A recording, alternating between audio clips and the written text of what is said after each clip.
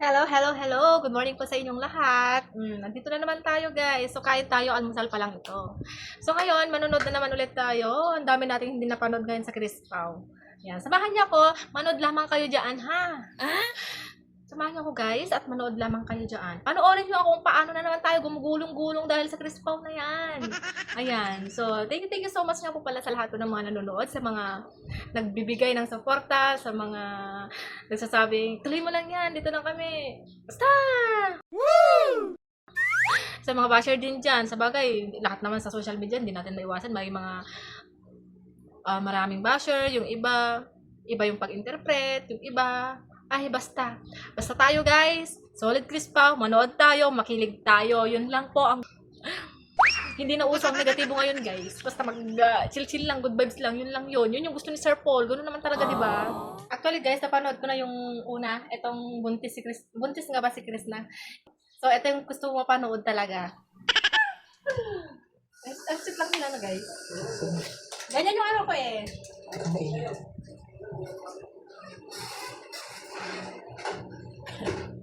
And ay, sarap ba? Oh my God! Ano? Hello!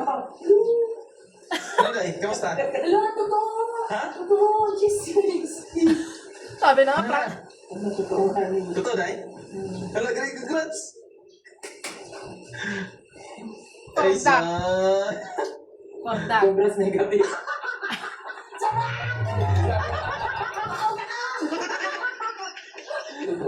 It's a prank. Nagpa-practice lang kami. Preparation. Pero hindi po mangyayari yun kasi respeto po siya. Wala pong nangyayari. Ito na guys. Ito na lang yung kasi yung panghawakan natin kay Sir Paul. May mga napanood din ako na, ewan ko kung yun yung tinutukoy ni Sir Paul sa mga unang vlog niya na, although hindi ko alam kung positive ba siya or Crispanatic ba talaga siya. Parang, pag pinanood ko yun, parang iba yung dating eh. Basta iba yung dating. Parang ano siya, one-sided siya. Parang ganun. One-sided. Diyos ko naman sa mga nagsasabing buntis si Chris na, paano na nabubuntis guys? Unang-una. Hindi naman niya basta-basta niligawan lang si Chris na. Siyempre, may mga, ano din yung mga tao, may mga ambag din yung mga tao sa kanila. Of course naman, alam naman sisirain niya yun. Kung sisirain man niya siguro, ay, wala na din tayong pakialam dun kasi buhay nila yan eh. Ang ganun talaga. Ayan. Si Sir Paul, mabait siyang tao, humble, lahat nga, di ba? Sinabi natin sa sa mga last na mga videos natin before. So, sabi naman niya na dada siya sa tamang proseso. Alam mo, hindi gaya ng iba na text, pagkakita, jog-jogan na, What? nabuntis, ayun na, wala na. Nakikita naman natin si Sir Paul na siya po yung tipo ng lalaki na may paninindigan.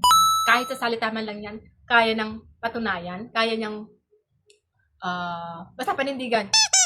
Yun na yun. Wala naman, ako nga, nung unang kita ko pala sa ano nila, sa thumbnail nila, ay, niwala ka Sir Paul, maniwala naman ako sa'yo. Perfect! Ano ganong atake, maniwala naman ako sa'yo Sir Paul, ayun na naman, nagpro-prank ka na naman. Di ba nga, practice lang pala. Kaya, guys, iba dyan, huwag kayo basta-basta maniwala. Subaybayan na lang natin sila, guys, hanggang sa dulo ng walang hanggan. Dulo ng walang hanggan. Hanggang sa magkapamilya sila. At least lahat naman tayo nasubaybayan natin kung paano sila nag-start. Hindi lang paano sila nag-start, paano si Sir Paul na nag-start noon sa pag-vlog, hanggang sa nagka-love life, hanggang sa, ayan na. Diba? Basta love ka namin, Sir Paul. Walang iwanan hanggang dulo. Okay lang yun, mag-practice. Sana nga, meron pa nga. Dapat mag-practice na din kayo. Practice agad. Ayun nga. Masyado tayong nangunguna naman kasi tayo dahil sa kilig natin, sa pagmamahal din natin, sa lahat ng natin. Wala na kayo, Sir Paul. Isang malaga. E-enjoy kami sa inyo. Puro kasi silang kalokohan na dalawa, parehong tandem. Diba, ang sarap yung ganyan? Magka-vibes talaga. Yun nga, diba, lagi natin nahuhuli na lagi din silang, nagkakatitigan ba? Parang nag-uusap yung mga mata. Nagkakaintindihan kahit walang isasabi yung bunga nila. Nagtitigan pa lang sila. Alam na nila. Parang ganon. Hanggang di Kasal. So, prank. Yeah, so mga kasama na siya sa Michelle. mission sa pagkakyat. Kasi negative na. Ano ba yun? Tapos pag kailangan magpag-pregnancy.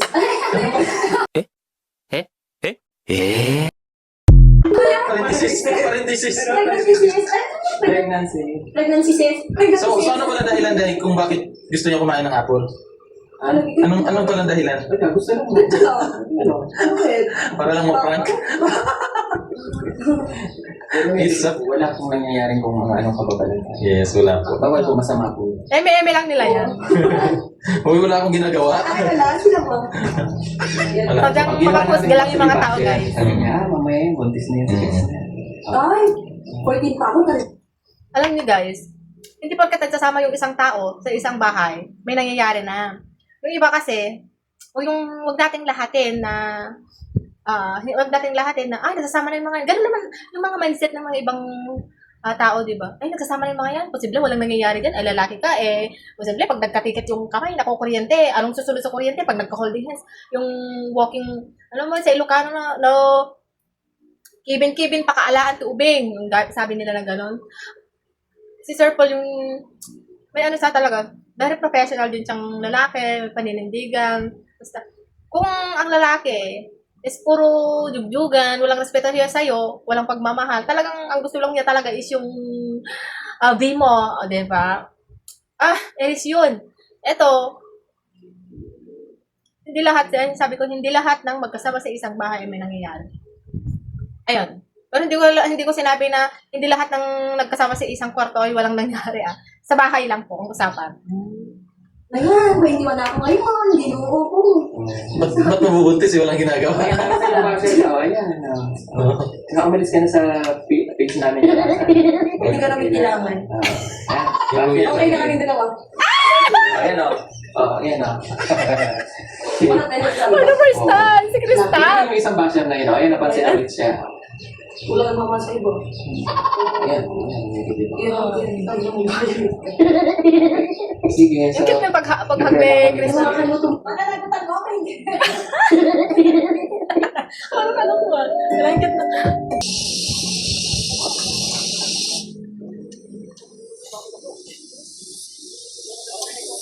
Ang cute nila tignan. Ang grabe, dumadaming mga baby din, guys. Parang nag-aswan na sila.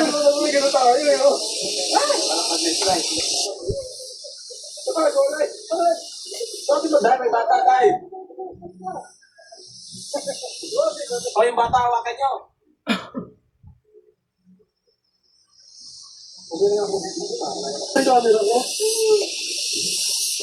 Kahit na i-strike yung sapatos ko. Naparinday. Sanay na sa Crystal sa mga ganyan. Kahit isabak-sabak pa nila yan. Okay lang dahil, gumulong ka dahil, sa kanya ka rin naman papunta. Paldo. Paldo. Magagawa yung strike na sapatos. Lali. Iba nang umaalalay ngayon. Sanay na sanay si Crystal sa mga ganyan. Dito, nag-i-slide na. Yun, yan talaga yung kainan. Yan, tinik. Ito yun, yung bakit yun. Tulis yun dahil. Bagulit yan. Parang bumili sila.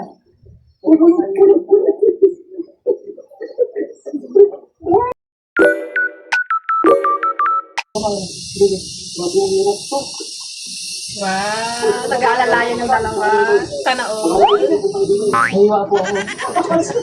Dapat may guwantes sila guys. Hindi, mamaya pa, pwede ko rin. Punto ka lang ako. Madam, doon ka na lang sa taas, madam. Mamaya, madam. Hirap to, madam. Tagahin ka na lang doon yan, madam.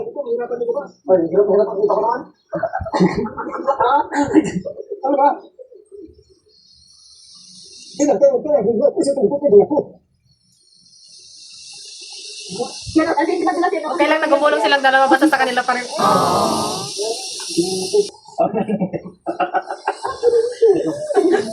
Tanggalin na lang sana nila lahat ng sapatos nila. Oo. Ito ang iwaga ng income tax niya. Yan. Siniba niya hindi na makababa. Nag-enjoy si Anjay. Hirap na hirap si Mipay na sa buhay niya. Sige, salita ka ng salita dyan. Sumama dito. Hindi, in-expect ko tayo eh. In-expect na ganito kahirap. Nakaragdag kang nakaral. Ang usapan na akaran. Puputulan ko lang. Kaya natin gamitin na yung mga brilyante. Oh, sige! Personalize! Hindi nga naman ang tatanda.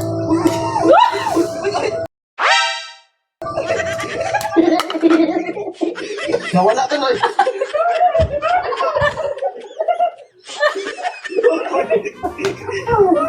Buti na lang talaga nag-best na. Ang padre, ano yan?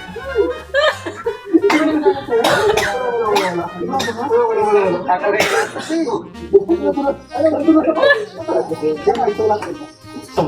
Ikaw dala sa ano, kutsilyo ba? Delikado yung kutsilyo ba? Baka ba? Salita kasi siya ng salita si TV on J. Ayun to eh, since baka sabi na yung kanto eh, first time mo pa lang dito bibigyan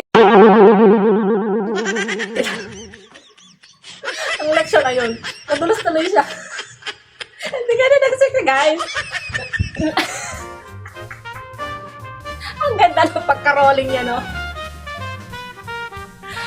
Ang ganda-ganda ng mga kasuotan mo, mga damit mo na pupunta ng bundok. Tapos, pagkarating, nasa kalagitnaan ka pala, pagkarating mo doon, eh, wala na yung mga damit mo.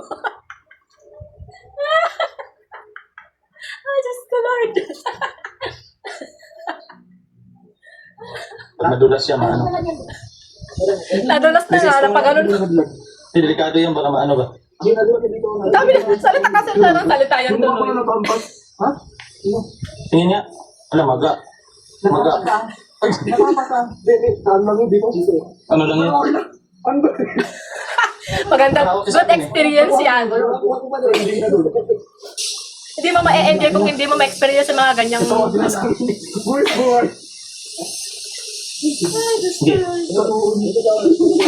Time na surf mo. Huwag mo na kayo mag-cellphone. Kasi, nahihirapan kayo lalo. Come on, come. Kapit ka sa akin.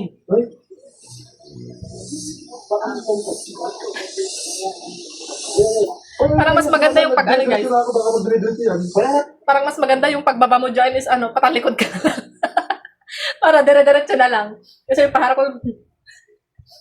Kasi mas maganda yung pagpatalikod ka na lang. Yun na lang the best siguro. Pagbaba mo dyan, lalo pag madulas, patalikod na lang para ito yung mauuna. Pero pag sa harap, Diyos ko, baka una pa yung mukha. Oo, no? Wala. Alam mo, dati face? Wala. Wala nga eh. Hindi dito napaampat ko. Ingat. Muntik na lang. Dito lang yung para naman. Hindi mo ba ito? Buti nga na ganun yung tulog ko.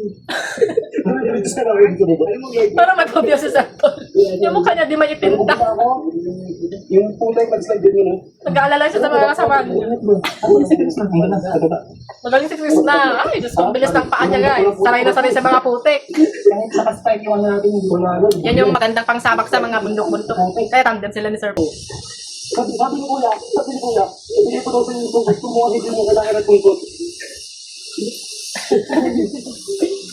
Oo nga. Hindi talaga kailangan ni Chris ng tungkod, guys. Maano ka na? Ang bilis ng paa niya. Hindi, wala nga. Okay na lang ako. Wala.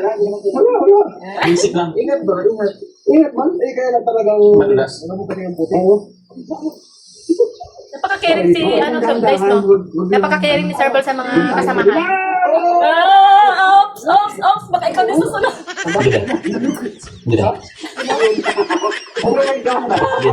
Okay, isa.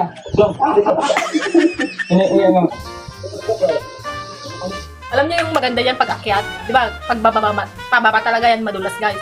Pag akyat na lang ninyo, sir, maganda na lang kayo, gagapang na lang kayo pataas.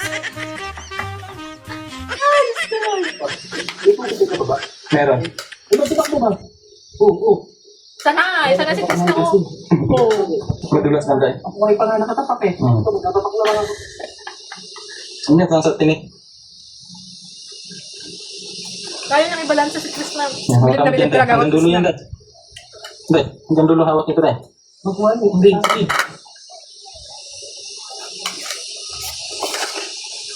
Ano? Parang ginagawa rin dahil. Sa hirap at ginhawa, sila pa na naka-holding hands. Lost kayo. Sa mga walang jowa dyan, manigas kayo. Joke. Wow!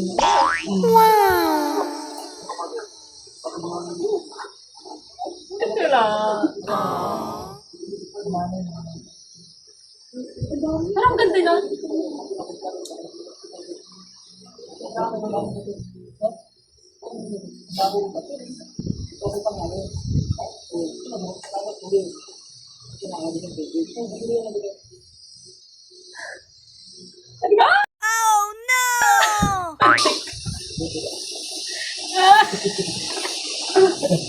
Gapang na lang kasi kayo.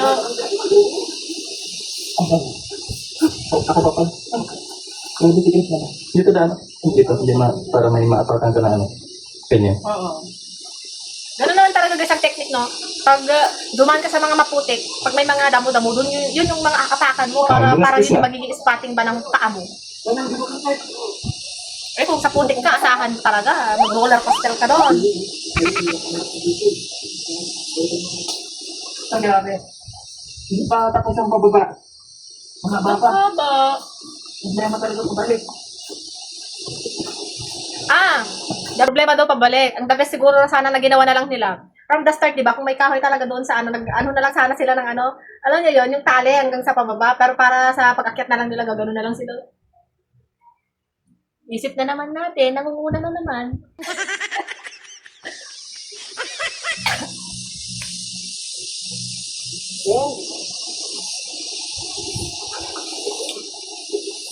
Ang daming kahoy, oh.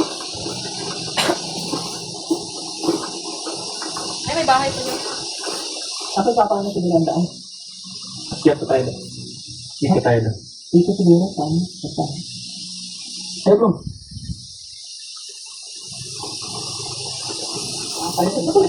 Nabukto. Ayan. Ayun din, may tungkod din. Ramin. Wala piyari ka? Pag na. Bigat ang gawa nila sa ipan mo. Ano yung itak ko? Data yan. Pagkain, yung pagkain. Yung pag naman sa nila. Ayan, hindi na mag-direct yun. Bakit mo yan? Ayan naman. Ako na. Ako na. Ikaw, dito. Ha?